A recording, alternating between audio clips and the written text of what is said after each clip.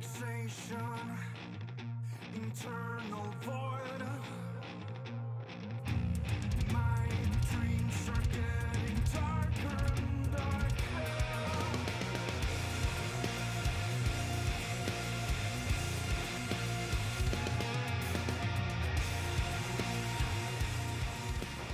Alright, so you're with Jonas from Katatonia, from Sweden.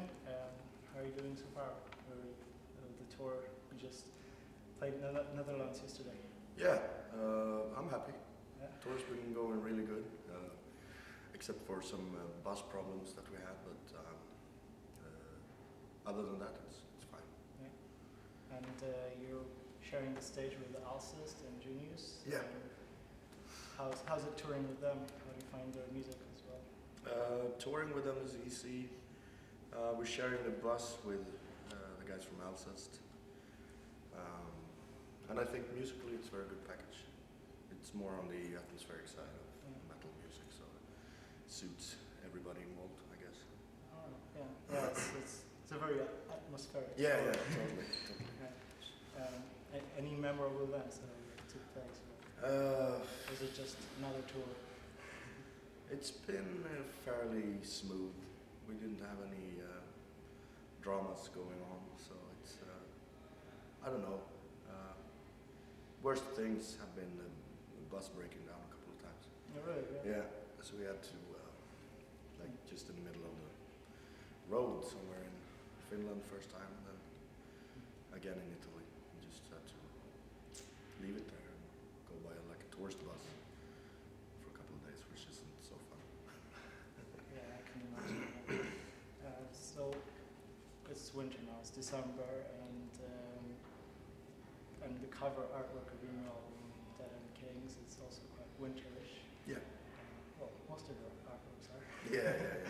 But so does this, does the winter, does it add to the atmosphere of the tour and to Yeah, I think so.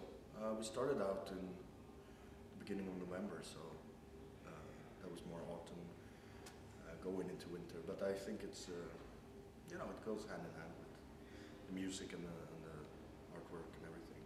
Mm-hmm. Like a seasonal album, I guess. Yeah. So bleak. Bleak. It's also an opera song. Yeah, that's true. But would you classify your music as depressing? Because many people talk to us at Katatonia it's depressing. And do you think that you have to be in a certain mood to listen to your music? Because I listen to your music even when I'm happy. Yeah, exactly. I don't think you have to be in a certain mood, but you have to be a certain kind of person.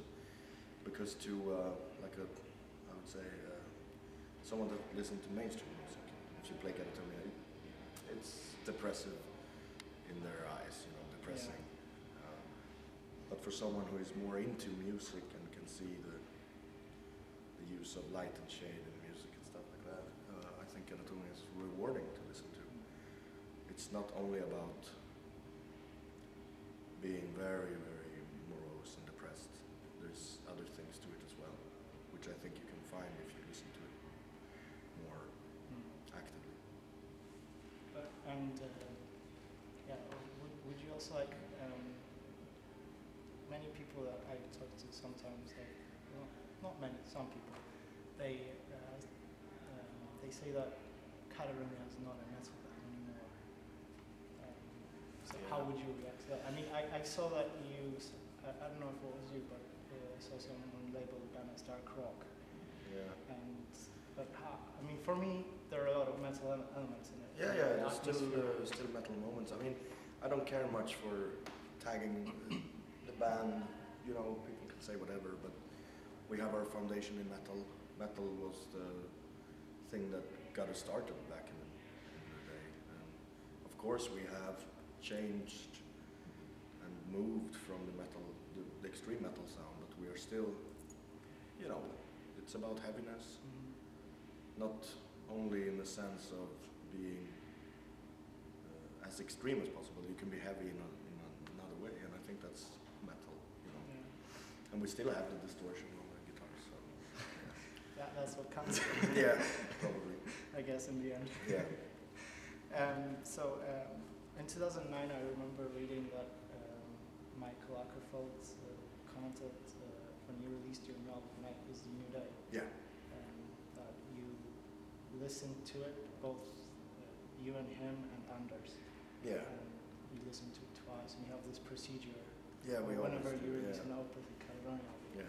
So did that also take place for Dead and Kings? It did actually, yeah.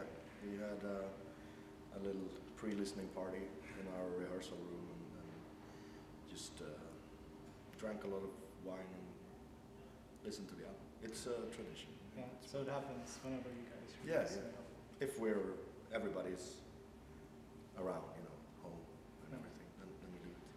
Oh, it's really cool. Yeah, and back to your new album, Dead and Kings. Don't worry, I'm not going to ask you all the 1,000 questions I've been asking in the interviews. Yeah. What is the title? What does the title mean? But you explained that the Kings are like a term for you band Katatonia, and doing what you do is a dead end, like for many people. Exactly, yeah. Yeah. It can be seen as that, yeah. And because you're king, because you're rather successful in the metal world, and but still you're not rockstar millionaires. Yeah. Yeah, but how do you how would you classify your success, and how do you see it? And I mean, and many people like the rockstar lifestyle. You might not have it exactly the rockstar lifestyle, Yeah, yeah. but yeah, how does the life of a Katatonia member look like? I mean, for me, success is it's totally enough for me to be here today. I'm not expecting to have a rockstar life or being a millionaire. It's not possible, and it's not going to happen. But Better show it's sold out. yeah, it's a sold-out show. It's that kind of success I'm very happy with, and I don't really look beyond that. For me that's wow. And I think we lead kind of ordinary lives outside of the Katatonia world. Just almost everybody's got their families at home and kids and stuff. So just the good old stuff, and mix it up with some touring and making records. So it's not a very. So, but do you make like? Do you entirely make a living out of the band? Yeah, we do Some right now. projects? Yes. It's because we decided that we have to do it this way. We have I would say, a kind of a bad salary, but it helps us to pay the bills and the more important stuff. And then we just go on tour and we get food at the venue. I guess that's what counts. Yeah. Can pay the bills and Yeah, get the yeah. food. If you want to do this, if it's your dream, as for me, it was always my dream to make music and make a living out of it. So I'm happy where I am. Of course, I would like to have some more money in the long run, but it's not very. It's not why I do this.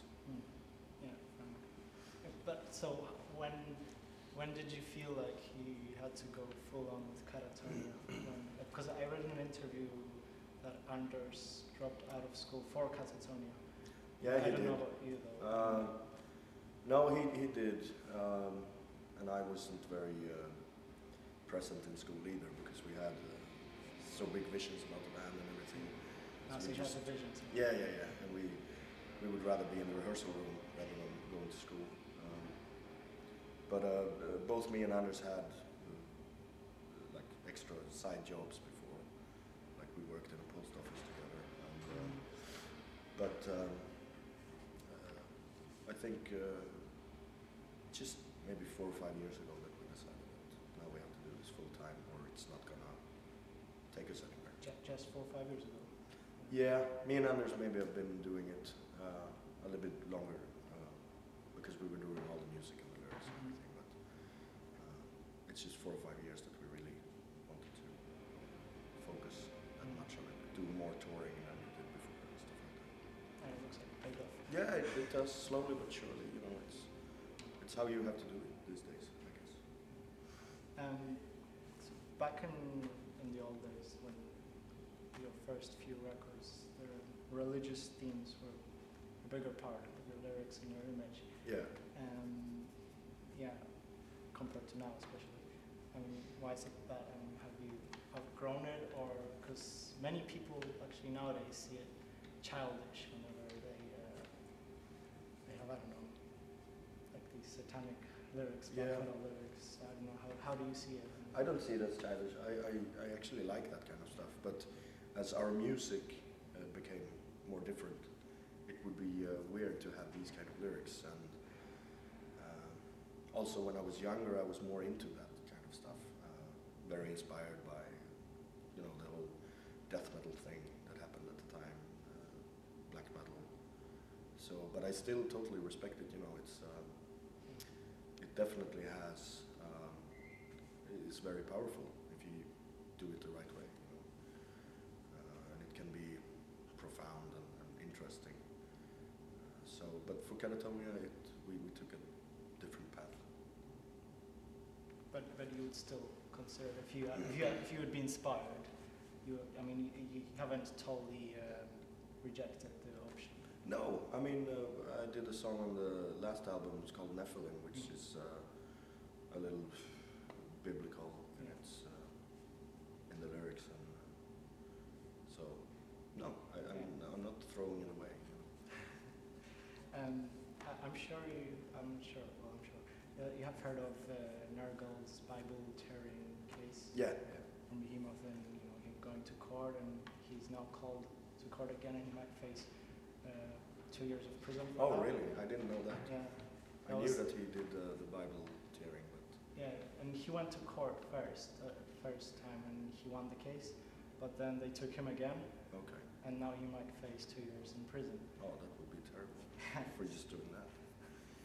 So yeah, and many people try to justify that by religious freedoms. Yeah, yeah. Not religious freedoms, artistic freedom. Yeah. But also religious. Yeah. So what's your view on that on that case, on the artistic freedom? Shouldn't that be only to artists, but also to everyone? Everyone should have that freedom. Yeah, absolutely. I think so. I think it's very weird that Christianity still has that much power, that you can't tear the pages out of a book. That doesn't matter what's in it, as far as I'm concerned. I don't believe in that stuff, and it's kind of a freedom of speech, but you do a gesture instead. You can always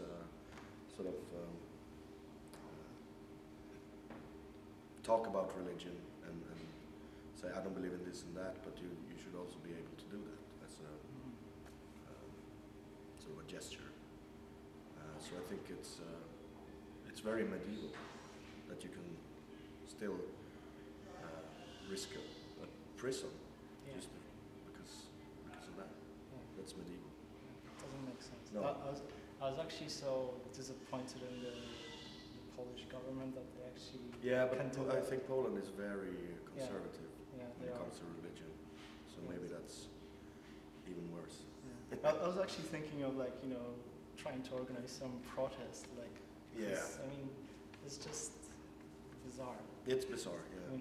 It's 2012. Exactly. That's the biggest point. All right, so now away from that concept, what do you think of modern day listening methods? With all the iPods and the digital music, and the whole concept of listening to a whole record is slowly eroding. People are just creating playlists. Exactly. So, what's your opinion on that? For me, it's I'm still from that kind of age where you wanted to listen to a full album and give it many spins before you sort of pinpoint your favorite tracks, and all of a sudden you can have another favorite track. But I guess people that today have a different choice, and they, I can't blame them. If you grew up today, you're not really aware of the album format anymore, because the songs are there. You can pick from whatever album you want, and you do a playlist, and I guess that's fine. You know, I can't really complain about that. So every time, I guess, has its own ways of listening. Back in the day, it was, you know, the LPs, and then you couldn't even skip to the next song. You had to listen to the Yeah, songs. that's true. So But I think, well, I'm not sure because I'm not that old, but my parents told me that, you know, they had singles back then, so they would just listen to singles, Yeah. not full albums. yeah, So it's, single was a very big thing back then, I guess. Yeah. and yeah, so do you prefer, if you have the choice, do you prefer like more old school mediums of listening, like vinyl? I'm not very into vinyl actually. I was when I was younger because that's what was there, you know. I really liked when the CD came because I thought it was the ultimate album format because you could skip between songs and stuff like that. But nowadays It's more convenient. yeah, I think today I'm doing like a mix between listening to CDs and also Spotify, which is you know, the streaming online thing. I think it's very convenient, Yeah, and you can find a lot of music that you wouldn't know existed. So Yeah, that's true. I try to keep up with times a little bit. Whenever you have time, of Yeah, tour. yeah, exactly. So, still on the current musical industry, I mean, what do you think of the current state of the metal scene, and how it progressed over the years from when you started Katatonia, or even when you were growing up? Yeah, I think everything now is much more on a bigger scale, really. Back when we started, you only had a few big bands, really big bands. And nowadays, a lot of bands are really big, and everything is much more professional because I think metal is probably the kind of music where people still actually buy records. So you can, I think you can see that when metal bands release albums, they're always very well thought out, you know, with the layout and packaging is good. So Yeah, that's true. And always the artists are dedicated to. yeah, yeah. So I think everything is on a very more professional level now. But do you also like see like the, well, I don't like calling this mainstream and underground that much, but like the way the metal scene develops, like it's becoming, you know, very how do you say, shiny and like and I don't know if you've seen the film Almost Famous. Yeah, yeah, totally. It's one Yeah, I of know my what you favorite- mean. And then there they refer to the industry of cool, Yeah. you know, rock becoming this Yeah. kind of industry. I kind of miss the old days because it was much more spontaneous. It was more raw and real Yeah, in a way. it's more kind of rock and roll. Yeah, because nowadays, as I said, everything is getting more and more professional, and then you sort of lose a little bit of that underground spirit that we had back then. So it's a double-edged sword, I guess. And especially at the beginnings, you guys were probably doing most of the stuff by yourselves. It's Yeah, the yeah, business side of the band and everything. Yeah, And now you have managers, Yeah, and yeah. promoters. it's. I mean, we didn't start this band to have a business, you know. But as the years go by and you see what the potential is, you need people to take care of stuff like that. Whether you like it or not, you know. It's because we don't want to be the businessman. We only want to create the music. And if you have to be a businessman yourself, I think you're shooting yourself in the foot because then you're not a creative musician anymore. You're thinking more in terms of money and diagrams and stuff, boring stuff like that. You know? Right, for the end though, I mean, you have the experience of doing most of the stuff by yourself, the Yeah. business side, and now experiencing the stuff being done for you. Yeah. So, what advice could you give to like young bands starting out by themselves and to take the right path, or the right path? Yeah. I think no matter how underground you should always be careful, because there's even when you're taking your first steps, there will be someone trying to make money out of you. So one of the more important things, the most important thing is, of course, to make music and enjoy it. But you should always keep an eye out for what are other people doing behind your back. Like, could we get more money for that gig that we made? Why is this? You know, there's always a lot of people trying to take advantage. So that you should be careful, just careful.